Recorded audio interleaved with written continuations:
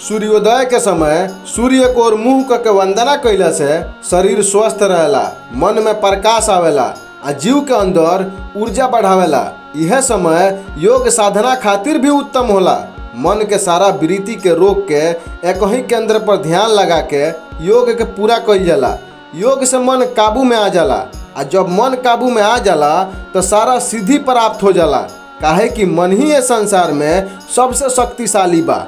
मन ही मनुष्य के वंदना के मोक्ष के कारण होला।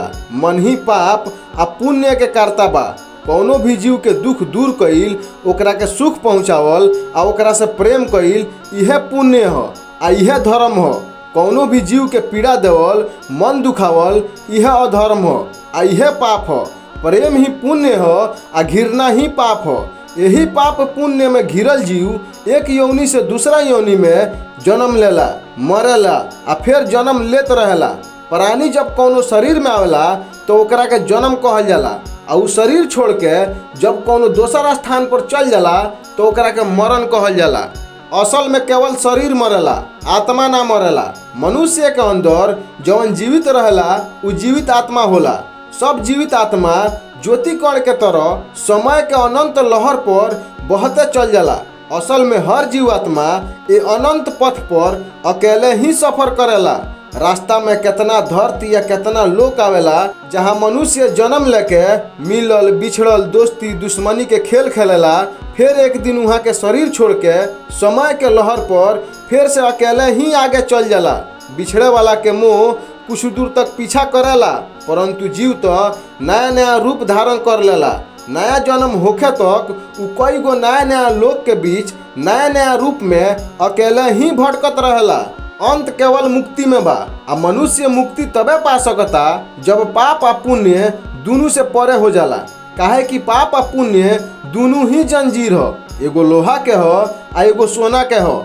जब कर्म निष्काम कर्म हो जाला, फल के इच्छा से रहित हो जाला तो जीव कर्म फल से मुक्त हो जाला। एकर दुइये गो सरल तरीका बा, एगो भक्ति आ दूसरा साक्षी भाव के अभ्यास कइल। अर्थात कर्ता के अहंकार छोड़ के कर्ता रहते हुए भी द्रष्टा हो जा। जब अपना अंतर मन के ये शरीर से बाहर निकाल के देखबो तब लौकी, तब तोहरा साफ साफ दिखाई दी अहंकार आ माया के संसार। एगो गुरु बानी वरिष्ठ जौन अपना आप के बहुत बड़ा ज्ञानी समझेनी, अपना शिष्य पर अपना विद्या के सिक्का जमावे के कोशिश करेनी।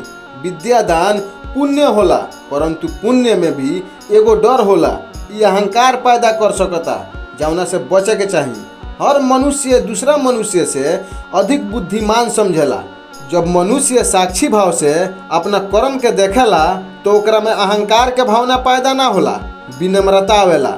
सच्ची विद्या विनय प्रदान करेला, वही विनय से जीव भक्ति पावेला।